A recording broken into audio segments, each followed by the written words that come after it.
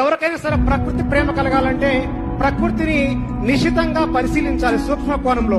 ఎంత అద్భుతం అంటే ప్రకృతి అంటే రేల చెట్టు అనే ఒక చెట్టు ఉంది సార్. దీన్ని సంస్కృతంలో ఆరగ్వద అంటారు. రేల చెట్టుకి ఎప్పుడైతే పువ్వు పూస్తుందో ఖచ్చితంగా 45 రోజులు లెక్క పెట్టుకోండి, వర్షం గ్యారెంటీకి పడుతుంది. పూర్వకాలంలో రైతులు రేల చెట్టు చూసి పత్తి విత్తనాలు తెచ్చుకునేవాళ్ళు. అలాగే నేను ఒక రోజు అడవిలో వెళ్తున్నప్పుడు ఒక శతాధిక వృద్ధుడు కూర్చొని ఉన్నాడు. అబ్బా ఏ వంటలు మనవడా అన్నాడు. తాత వర్షం ఎప్పుడు పడుతుందంటే దగ్గరలో మోదుగు చెట్టు ఉందా అన్నాడు. ఉంది తాత అంటే కాయ కొట్టి తీసుకొని రా అన్నాడు. నేను ఒక కాయ తీసుకుని వచ్చాను సార్.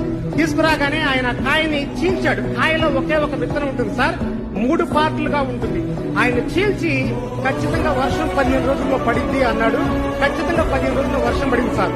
ఎలా చెప్పావు తాత అంటే ఆయన చెప్పింది, రేల చెట్టుని మనం మోదుగు చెట్టుని మనం చీల్చినప్పుడు విత్తనం కింద భాగంలో ఉంటే 45 రోజుల్లో వర్షం పడుతుంది. విత్తనం మధ్య భాగంలో ఉంటే 30 రోజుల్లో వర్షం పడుతుంది. విత్తనం పై భాగంలో ఉంటే 15 రోజుల్లో వర్షం పడుతుంది అని చెప్పాడు సార్. ఏ శాస్త్రవేత్త కూడా లేదు సార్. అలాంటి ఎంతో మంది వృద్ధులు చనిపోయారు సార్.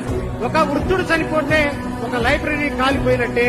మన వృద్ధుల్ని గౌరవించుకోవాలి. అలాంటి గ్రామీణ జ్ఞానాన్ని మనం సేకరించుకోవాలి సార్.